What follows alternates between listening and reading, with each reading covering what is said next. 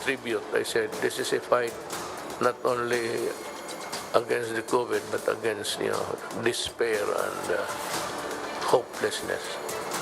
Yung wala sabi ang tao, wala ng, ano ba Tagalog sa hopelessness? Wala ng pag-asa at parang ibandunong kayo ng gobyerno. Hindi yung mangyari yan. We would like to, alam mo, sa totoo lang, kung may pera lang talaga at kaya lang wala talaga tayong, naghiram pa tayo. Then we have to, until now, Secretary Garvey is still traveling. But positive naman yung results niya. So, okay lang na maghintay-hintay lang kayo ng sandali.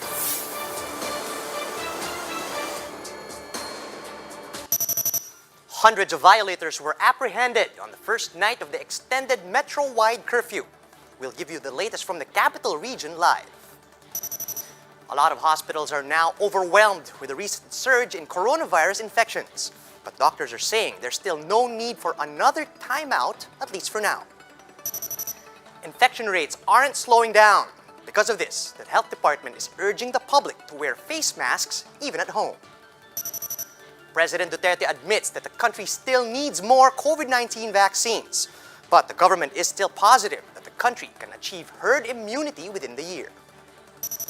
And hashtag #Scammies trends on Twitter after the Grammys snubbed the worldwide sensation BTS.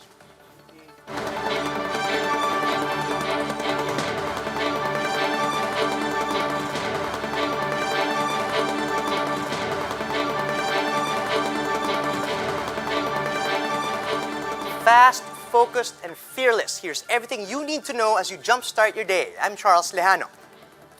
Several parents are facing charges for violation of the Anti-Child Endangerment Ordinance in the city of Manila.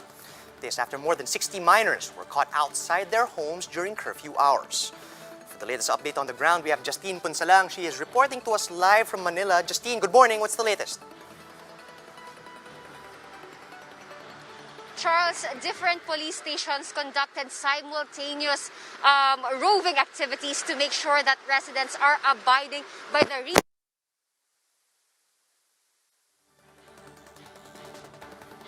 All right, we're going to try to circle back to Justine in a bit. Meanwhile, medical institutions in the metro are struggling to keep up with the series of record-high new infections that we have seen over the last 2 weeks.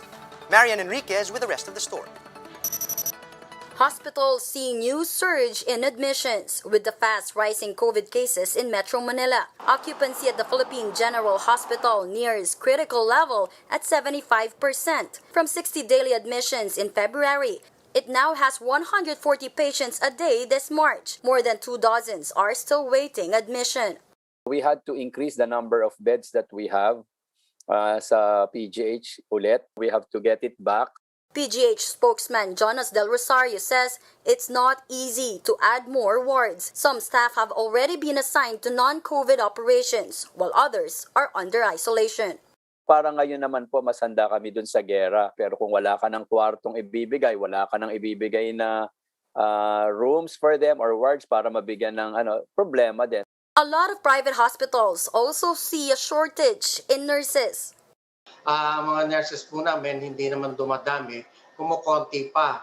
So kahit gusto naming mag-open, let's say, ng mga 20 beds, kung ang aming mga staff nurses ay pwede lang sa 10 beds, ay hanggang doon lang po talaga kami.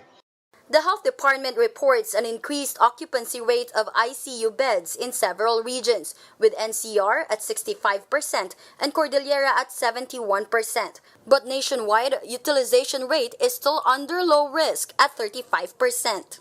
We cannot just be complacent about the numbers now because the ICU beds are slowly being filled up, and it's always a percentage of the number of cases. Despite the surge, the palace says a return to MECQ will not happen this month. Kasi kung hindi po natin mapapababa yung R0, we do not know what will happen in April. As cases continue to surge and as vaccine rollout is still underway, medical frontliners remind the public to observe minimum health protocols. The DOH is even pushing once again for the wearing of face masks inside homes. For News 5, Marian Enriquez, we are One News. Health Secretary Francisco Duque III is flagging the recent surge in coronavirus cases in the country.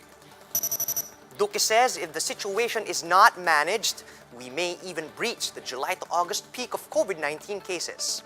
Despite this, Duque noted that unlike last August, the number of casualties due to COVID-19 is declining. He also disputed claims that the emergence of variants of concern is causing the spike in cases. Hindi naman po tumataas ng ganun kabilis ang porsyento ng mga variants of concern katulad po ng UK variant and the South African variant. Increased mobility. Dahil po nagluwag tayo ng ating mga quarantine restrictions.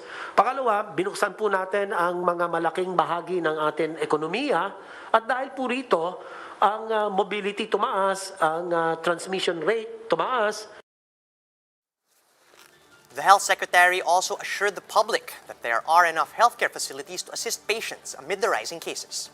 And regarding vaccinations, Duque says they are proceeding with their target to vaccinate at least 100 people per vaccination site per day.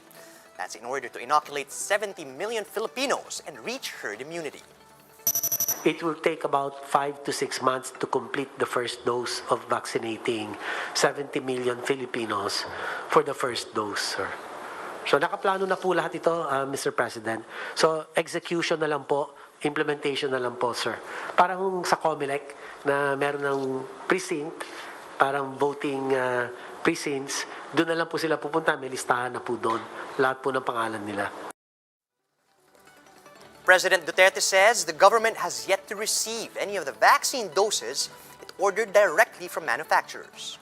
So far, the country has received a total of 1.1 million shots.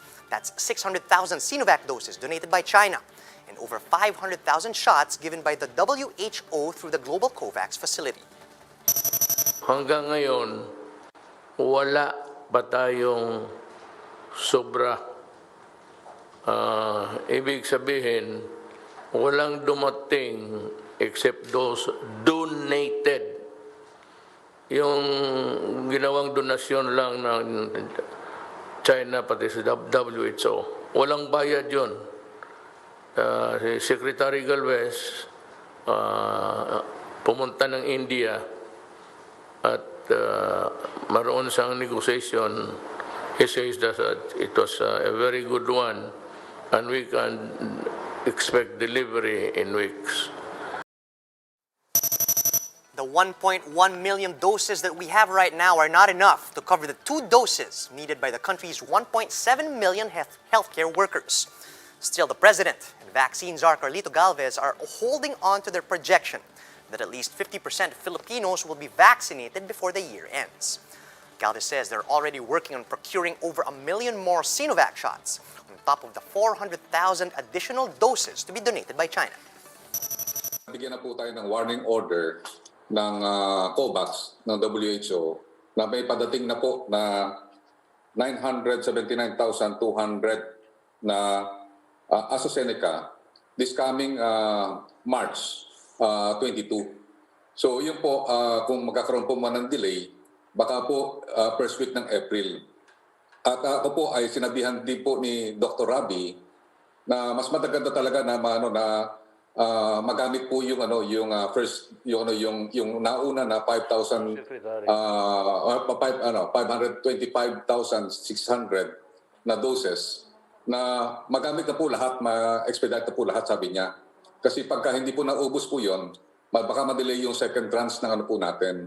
So ang sinasabi niya po ay talagang darating po ang AstraZeneca na this coming May, mayroong 4.5 million darating pa ng AstraZeneca. Let's circle back to Justine Punsalang. She's reporting to us about the first night of the metro-wide curfew. Justine, could you tell us the latest?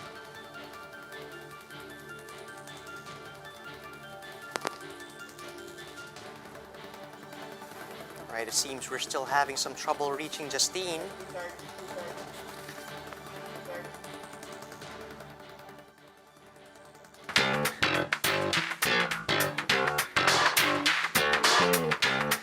Let's move on now to the latest news in the entertainment scene as Beyonce and Taylor Swift set new Grammy records this year. But BTS ARMY are crying foul after the global sensation failed to clinch an award. MJ Marfori with the details. Beyonce was right. Girls run the world indeed. Oh, okay, wait a minute. History has just been made. Queen Bee is the recipient of the most Grammy wins ever at 28.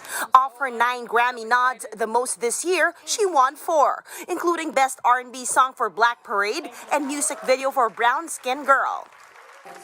Taylor Swift, meanwhile, wins this year's Album of the Year for Folklore. I want to thank. This makes her the first woman to win the award thrice. ARMYs, the fandom of K-pop icons BTS, meanwhile, are not having it. BTS lost in the Best Pop Duo or Group Performance against Lady Gaga and Ariana Grande for their Rain on Me. Infuriated ARMYs made scammies trend on Twitter, with at least 250,000 tweets from the Philippines alone. BTS closed the show with a performance of Dynamite. For News 5, MJ Marfori, we are One News. And that's how the day is shaping up to be. Join us later at 10 a.m. as we monitor the day's biggest stories from sunrise to sundown. You can also catch One News on Signal Play. Just register for a free account at www.signalplay.com and stream One News live anytime, anywhere. I'm Charles Lejano. Mask on, wash hands, and stay safe, Philippines. We are One News.